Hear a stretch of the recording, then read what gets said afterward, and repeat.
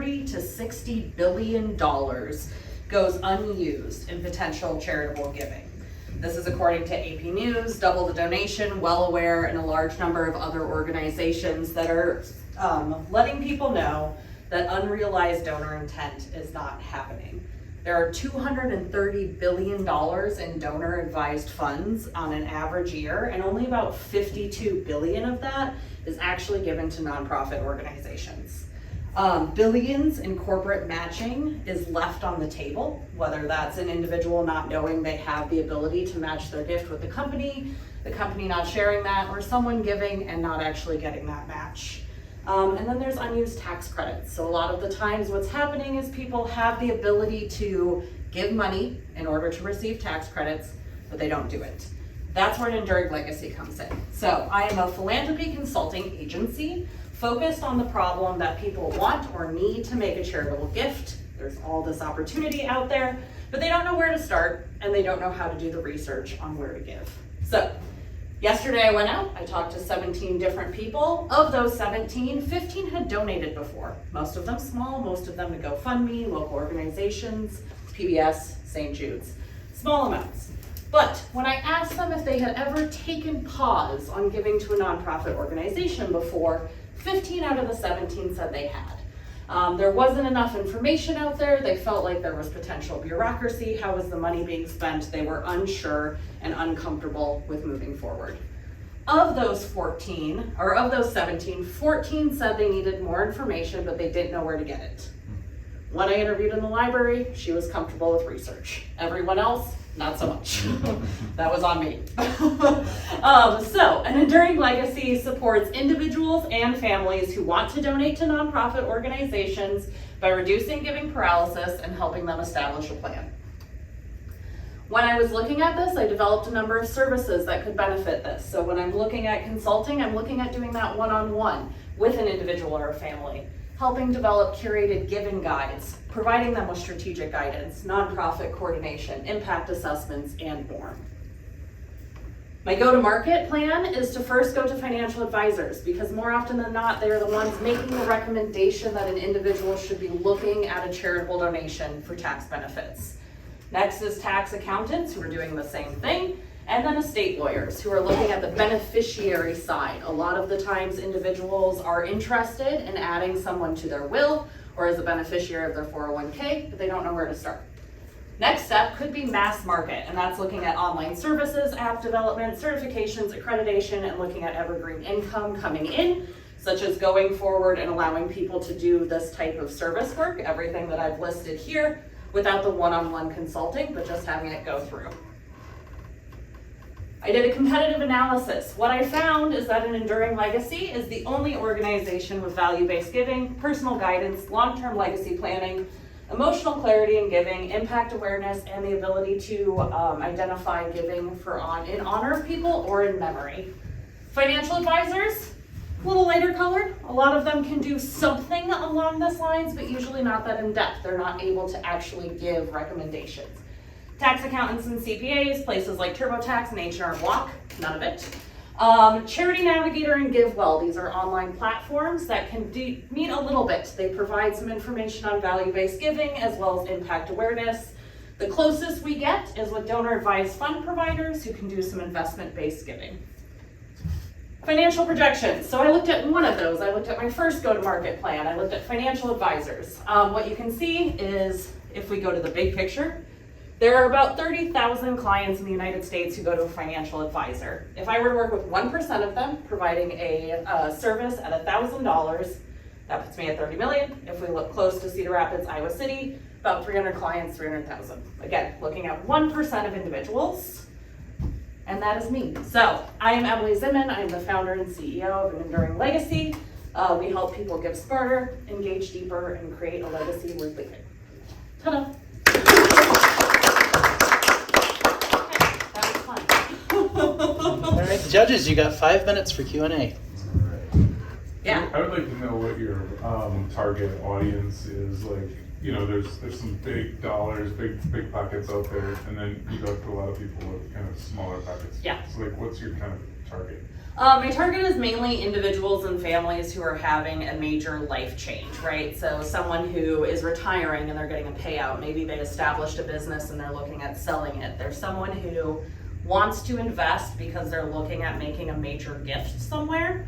They're not just looking at those small donations, which is why, again, I went with 1%, because a lot of the times those are the individuals going to financial advisors to say, hey, something huge is happening here, I need help.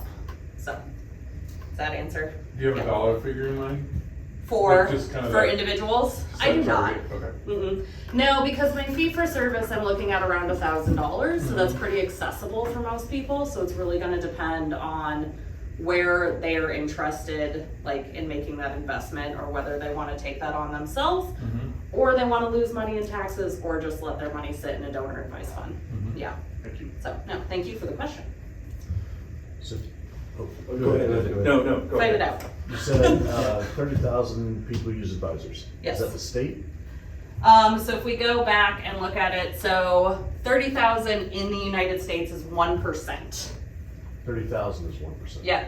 So there's about 30 million clients total that use a financial advisor in the United States. Sorry, the numbers in yellow are specifically the 1% that we're looking. So like Cedar Rapids, Iowa City, for example, there's about 100 firms, about 500 advisors, Okay. 30,000 clients. Yep. So, on your services or offerings, there's a handful of those. Is there MVP, tip of the spear, one that you would lead with of those? So what I'm looking at with this is actually that as a package. So when someone would come to me, the Okay. service is All what right. they would get. So one-on-one consulting to learn where their passion is, what their values are, how they want to give. From that, I developed a curated giving guide by providing strategic guidance. I can do coordination with nonprofits and provide impact assessments. So it's kind of a group service from the Thanks. consulting side. Yeah. And then on, when you were looking at like, the financial advisors and some of the, are you looking at then, is that kind of a B2B to C? Like, are you looking for them to refer their customers to you? Yes, yep, I'm looking at them as a referral source. So, from what I understand, because financial advisors are unable to give advice on where someone should give, they can have the conversation but not say like, hey, you should support this specific nonprofit. Having them say, I have someone who can provide this service, here's the referral. Do you have any friendlies that you can prototype with? Yes. Okay. Absolutely, yeah. And I in fact have one person I talked to the other day before I had done this, and I was like, I'm building everything, but I know this is where I'm going, who is interested in buying a few of the services to test with their clients before making referrals out. So, would you like to ask a question? I would. Yeah. To build off Matt's, Yeah. and that is, what is, you're thinking about actually approaching the market with this? You've got a few friendlies, but what about after that? Yeah, so marketing is gonna be a huge piece of this, is getting in front of financial advisors en masse. So whether that's going to conferences that they're at and setting up tables, or just reaching out, having the goal, eventually a team that's helping reach out to get in front of more people to build that market out from the corridor.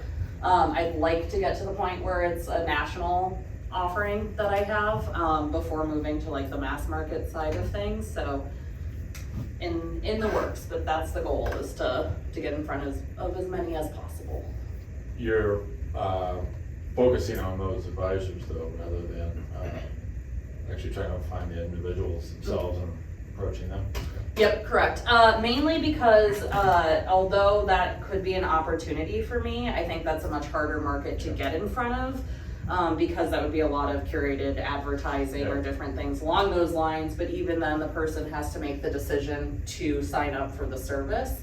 And when they're working with a financial advisor or tax accountant or estate lawyer who's saying, hey, I recommend you use this service because of your specific point, I think my return on investment and like rollover from referral to client will be higher. So for the $1,000, what do I get?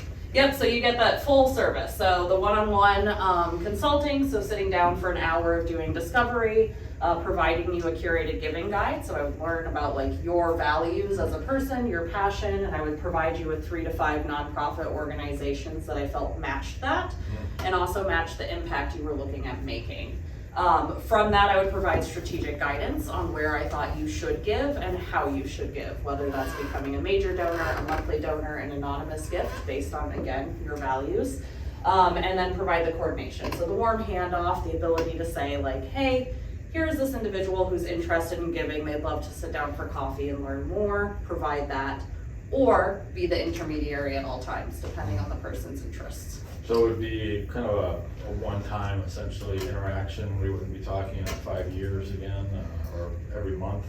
So completely optional to the person. Most of this is looking at that one-time opportunity, and then maybe next year you're like, hey, my values have changed, so I'm coming back.